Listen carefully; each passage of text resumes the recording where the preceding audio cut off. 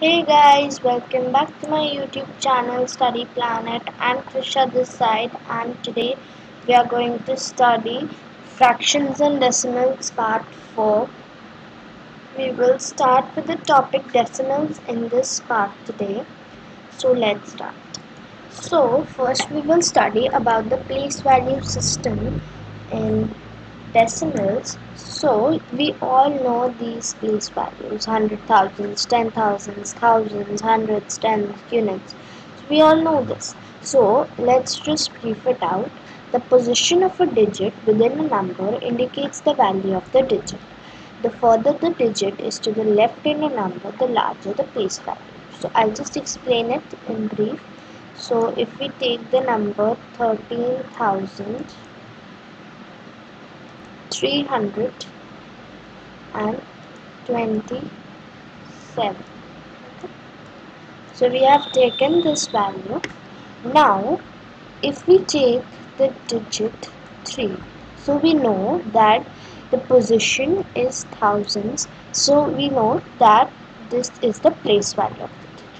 Now the further the digit is to the left in a number, so left means that side, the further the digit is left, the greater the value or the larger the place values. As you can see, while we are moving towards the left, we can see the place values increase, right?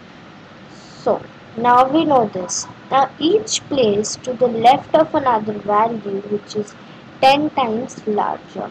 Now you can see that the difference between hundreds and tens is of into 10. So while you are moving from tens to hundreds, you can see it's into 10. Now each place to the right has a value which is 1/10 of the previous number or the previous value. So if you see, if I move from tens to units, so this is 1/10. Okay, this portion is 1/10 of tens. Okay. Now if you observe in any of them, okay, any consecutive values, you will notice the same thing. Now let's move to the next part, that is the value of the positions to the left and right of the decimal point are shown in the table above. You can see this table. We now want to extend this idea to the right of the units place, write a period to the right of the units place. This is called the decimal point.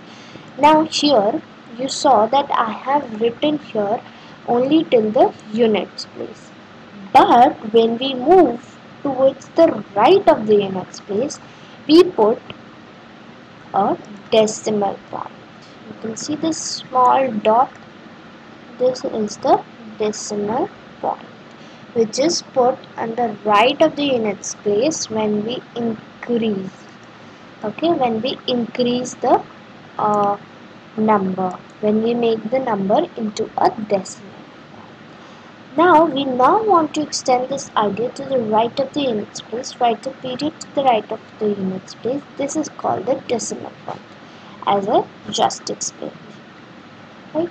Now let's see it more clearly in a decimal expansion. You can see in this table that I have written it very clearly here, right? So let's see this. Yes. So now you can observe that this is the number 123.764. Okay. Now 123.764 is the number. Now while we read any kind of number which has a decimal point, the numbers which are there after the decimal point are said individually.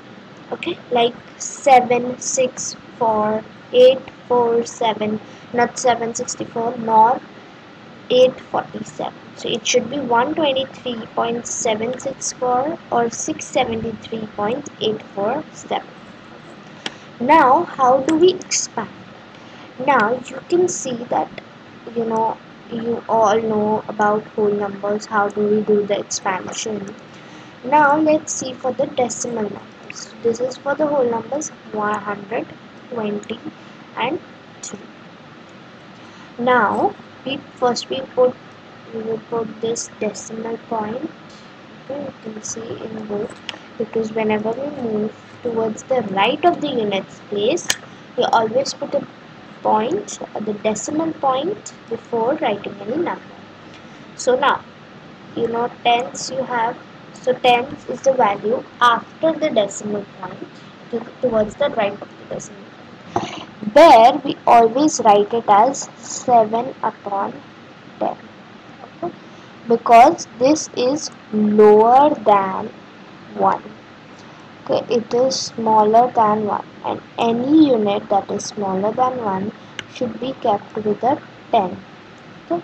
Now hundreds we have 6 upon 100, and 1000 we have 4 upon 1000 according to the decimal expansion.